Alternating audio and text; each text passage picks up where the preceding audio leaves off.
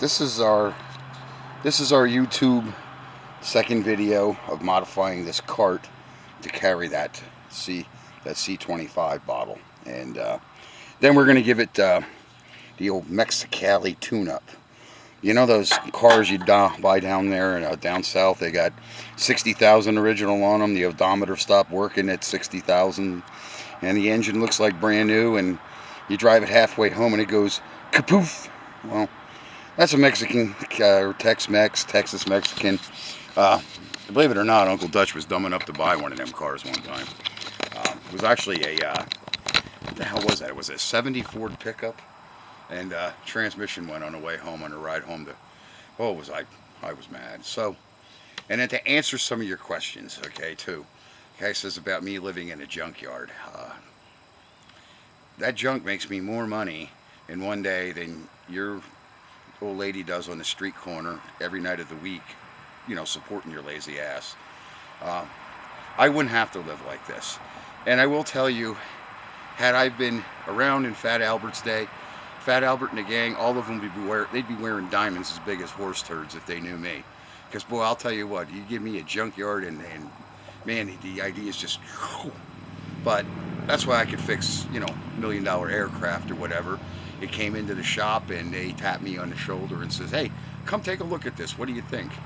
And remember, I think I discussed it. The Navy and the Marine Corps, they're jokers at times. You got a broken wing on an airplane, and they give you another broken wing, and you're supposed to make a good wing out of it. But and then the other guy goes about my camera. Yeah, my camera's an old Kodak because I have two GoPros, and you turn them on, and they run for about a minute, and you get about a minute of video. Now I know there's settings, but you see, then when you call GoPro for their goofy support, they're bastards.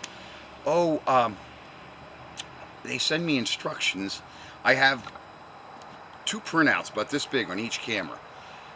But it's not the cameras that I have. And the functions in the cameras are different. So GoPro's answer was they're going to sell me another camera.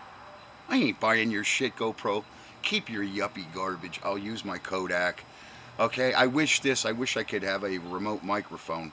Because I did buy a vlogging camera and the audio on it, the speaking.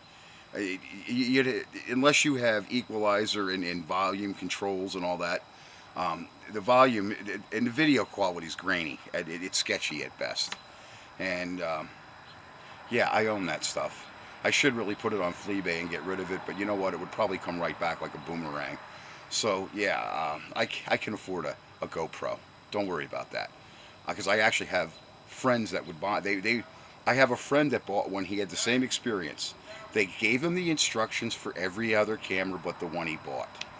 And I do blame that, like this area where you go to the merchants, they have a lot. They dump yesterday's has-been garbage is like a dumping ground here. They just dump it off here and people buy it. And some people, if you grew up with GoPros, you have a working knowledge of it, and maybe the camera has a basics, because that's how almost every trade in aviation is.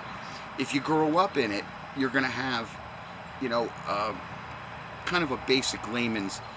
But this Kodak, I just read I just scanned the directions. It does have a few, like really advanced features, but I don't find I'm not doing time shots. I'm not doing time lapse. I'm not doing that funny guy, videos. I'm doing automotive, and I want to communicate with people, and have them make their own choices. So I'll let you know how this new welder works out. I used the old welder to put that together, and like I said, if you look at it, I think it's in the viewfinder. I mean, I gotta see. I did this one too. I can't. The screen does not flip out.